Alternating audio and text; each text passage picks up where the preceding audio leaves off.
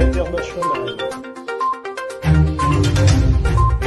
SeneInfo International.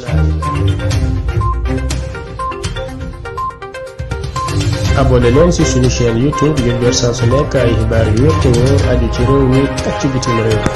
Internautes de SeneInfo.net et SeneInfo International, bonjour, bienvenue au résumé de l'actualité de ce jeudi 21 juillet 2022. D'abord, l'actualité nationale.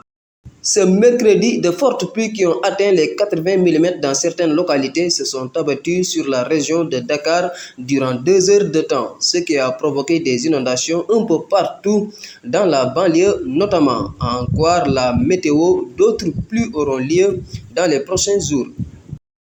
Au total, 179 522 candidats se penchent à partir de ce jeudi sur les épreuves du brevet de fin d'études moyennes sur toute l'étendue du territoire. Ces candidats sont répartis dans 1108 centres d'examen, 1239 jurys à travers le pays. La remarque, c'est qu'il y a une légère baisse du nombre de candidats par rapport à l'année dernière où ils étaient plus de 190 000 à passer cet examen. Un chauffeur de taxi dit nom de Modou John a reçu un coup de poing mortel d'un conducteur de moto-tricycle. Les faits ont eu lieu ce mercredi 20 juillet sur l'avenue Bourguiba. Le corps sans vie du taximan a été acheminé à l'hôpital La Dantec et une autopsie sera pratiquée. Le conducteur de la moto, quant à lui, a été arrêté et conduit à la police de Dieuppeul, laquelle a ouvert une enquête pour établir les circonstances du drame.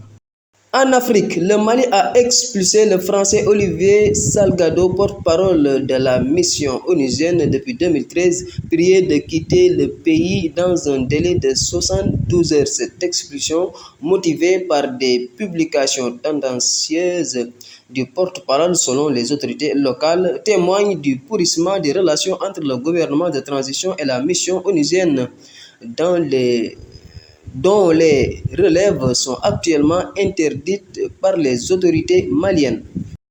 Sur l'international, le nouveau président du Sri Lanka, Ranil Wickremesinghe, a prêté serment ce jeudi et œuvre selon les responsables à la formation d'un gouvernement d'unité pour sortir le pays de la crise économique historique qui le mine depuis des mois.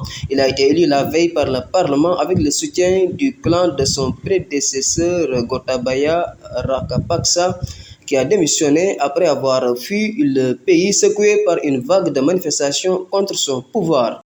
Nous terminons par le sport. C'est aujourd'hui que se tient la cérémonie des CAF Awards 2022 à Rabat au Maroc. La Confédération africaine de football a dévoilé les 3 premiers pour toutes les catégories.